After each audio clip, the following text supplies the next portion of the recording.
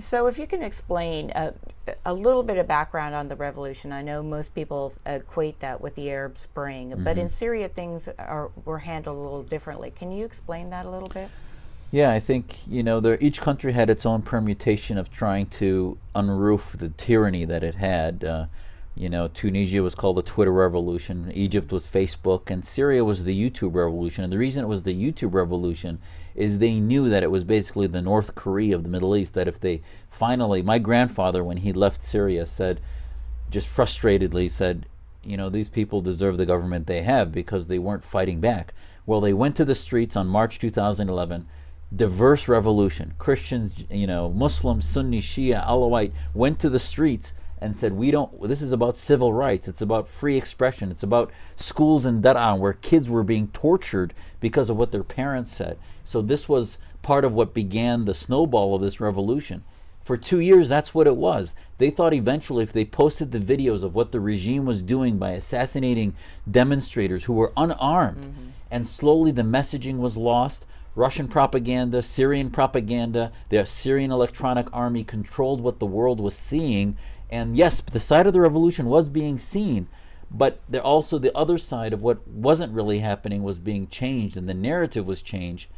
Fast forward 2013, Assad unleashes jihadists, starts to say it's a revolution against terrorism, which was his initial thing, but that wasn't getting traction until truly he allowed tens of thousands of jihadists, Sunni and Shia, to come in through Chechnya, to come in through Afghanistan, Iraq, etc. Remember, the Al-Qaeda killing Americans in Iraq came from Syria. Yeah. So it's not a surprise that he had access to many of these militants.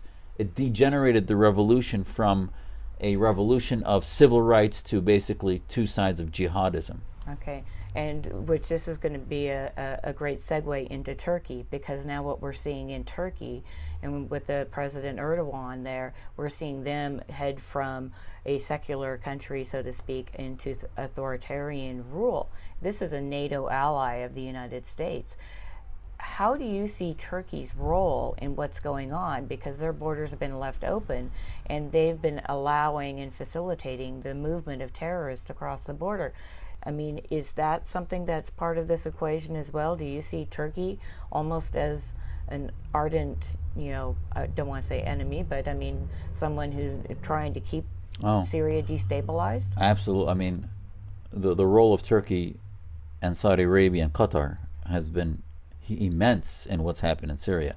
And this is where we should learn that in a world where America and the West and the free world is missing, the vacuums get filled either by fascists like Russia and China or by Islamist regimes like Saudi Arabia, Qatar, and Turkey. And we can talk briefly about what's happening internally in Turkey, but first, as far as Syria is concerned, the vacuum of influence in the revolution, since America basically was missing in action. And there's this mantra that, well, if America does something, then we end up owning it. You have to remember, you're tipping the needle either towards one direction or the other. There might have been some of our arms that got in the hands of jihadists, but the question is what is in our greater interest is to help secular groups and others tip away from fascism, be it Islamist or Assadist type fascism, and towards freedom. And I can tell you that while things might not always end up better, eventually, in the long term, moves towards freedom will start working themselves out. Iran is a great example. Will you look back at 79 and say, well, we should have made sure the Shah stayed in power? I would tell you no. As much as the Iranian theocrats, the Khomeinis, are the worst of our enemies on the planet, I can tell you that when they have a successful revolution, which I thought the Green Revolution could have been, they will never vote in theocracy again. So sometimes, just like any country matures, the French went through how many revolutions? We had our revolution. Europe fell back to fascism. Eventually, they have to work these things out, which brings us to Turkey. Turkey secularly was more stable than the AKP is, but their repression of Islamists underground for generations caused this Islamist disaster that they have now, which is the Islamists finally got power. They said, we're going to hold on to this. And as Erdogan says, democracy is like a train. You ride it till you get where you want to go, and then you get off. And that's how Islamists believe democracy is. It's about majoritocracy. It's not about minority rights. It's not about civil rights. It's about theocratic control of the government. So Erdogan is going to hold on to it. They've converted Islamism, which is the brotherhood type idea of the AKP, into basically almost a godlike worship of Erdogan, which is how it's transforming. Erdogan was all in with the Islamists, though Turkey's history was in with the Assad regime for a long time, until 6 months ago. 6 months ago, Erdogan realized that he wanted to get back in with the dictators club in the Middle East. So he went and met with Putin and was circling the wagons into abandoning the Islamists in Syria and trying to control and maintain his power, which is when you saw this possibly a false coup that happened. He cleans out 20,000 plus university professors and others that were threatening him, blamed it on the Gulenists, when in fact it was probably an internal problem that he was getting rid of the secularists of.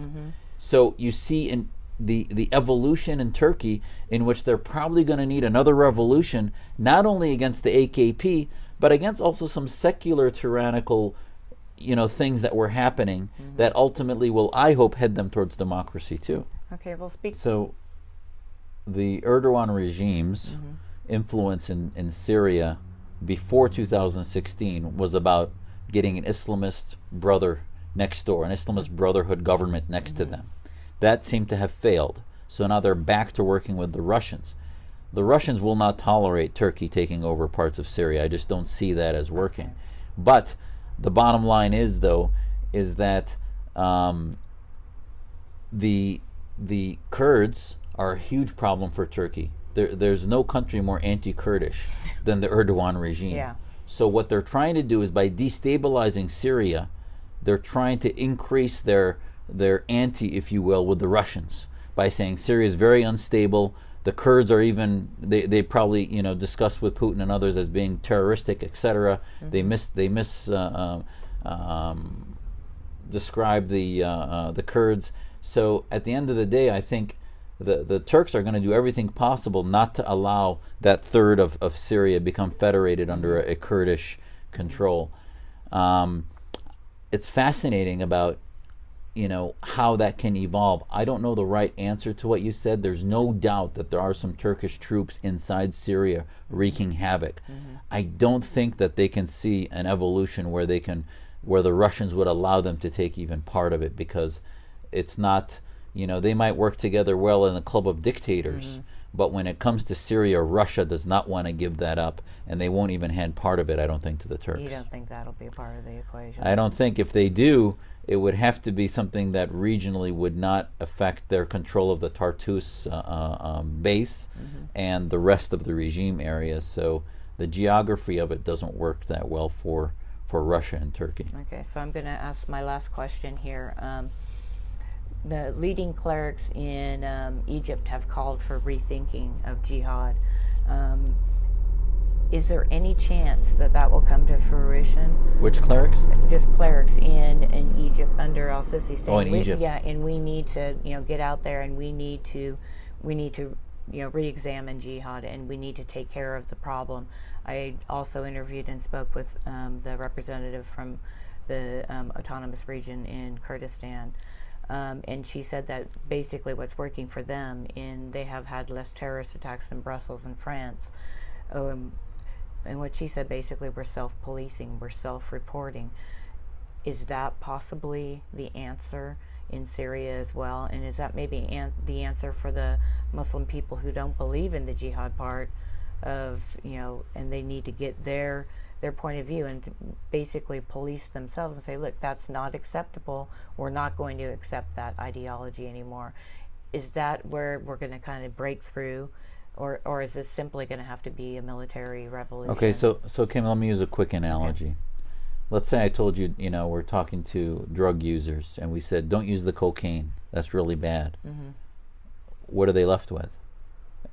You can only work on drug addictions if you replace it with something in their lives that means something, that gives them leadership skills, internal confidence, education, etc., family values, all these other things, jobs.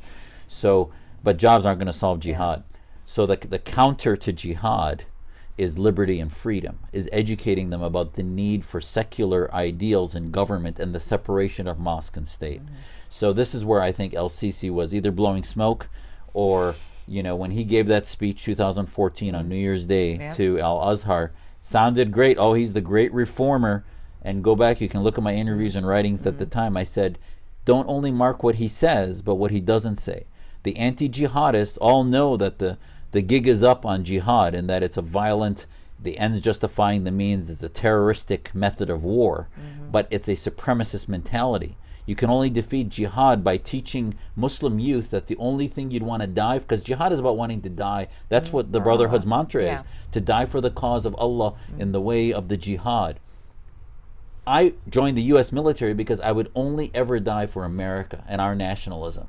I never would die for Islam or jihad. So until military dictators start saying Egyptianism is about freedom and liberty, he never used terms like freedom and liberty and democracy. He only used terms like jihad is bad, violence is bad. Yes, he was right. He was talking in the belly of the beast at Al-Azhar. These imams are right. Jihad is a problem. But the imams are not talking about handing over the reins of government to secular, liberal, civil rights folks that believe in equal rights for all, Jews, Christians, atheists, Muslims under the law. Men, women, exactly. They're still talking about rights not coming from God for everyone, but from Islam and the law and blasphemy laws. Al-Sisi has arrested and tortured more journalists than Mubarak did. He has, fomented a society that's just as dictatorial, and you can't reform Islam in that environment, because these imams might be saying things that are music to the ears. I mean, a good example, and in our work, this is really the center of our work at the American Islamic Forum for Democracy, is look at Letter to Baghdadi. There's a website called lettertobaghdadi.com. It's signed by all the Muslim Brotherhood imams in the West, saying Baghdadi has it wrong, jihad he's doing wrong, basically like what you just said. Their section on women, the word equality is not used. The section on jihad, it says, yes, jihad's obligatory. It's part of an Islamic state, but you aren't qualified to do it.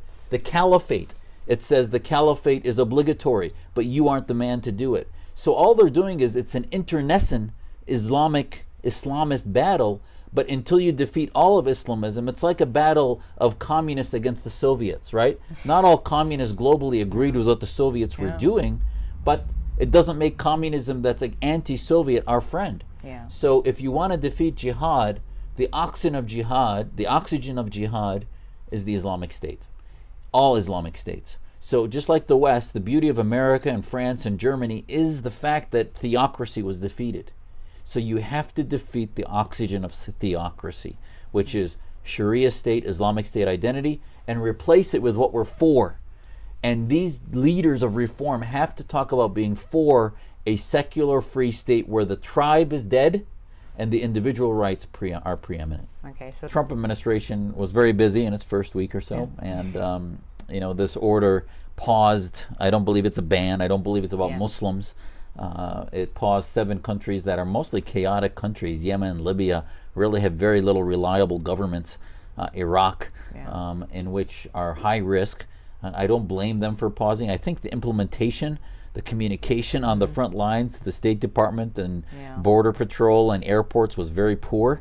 I think the communication from the Trump administration could have been better about the fact that we still want to embrace Muslims that want to come here for freedom and liberty, but it's about security. They said some of that, but the bottom line is it's the first step in a long process of beginning to change the vetting process. He calls it extreme vetting. We need to change it to no longer vetting just about terror groups and violent extremism, but to vetting against violent Islamism and Islamic State mentality. And some have given reliable estimates that 20 to 30% of people coming here, obviously Muslims if they're Islamists, believe in the Islamic State concept and are sympathetic to Muslim Brotherhood movements, etc. Those people have no right to come to the United States. And we should vet against that. And not only vetting refugees, but using it for security clearances in our own government, groups that we work with in Syria. If you're going to pick which groups to work with in Syria, I would hope we vet them. If they're doing revolution against Assad for jihad, I don't want to work with them. If they're working for secular free society, blind to any faith specifically, we should work with them. And our Muslim Reform movement has a 2-page declaration that goes through these things, and I would ask people to look at that. Okay, great. Thank you so much. Thank Doctor. you, Kim. Thank you. Thank you.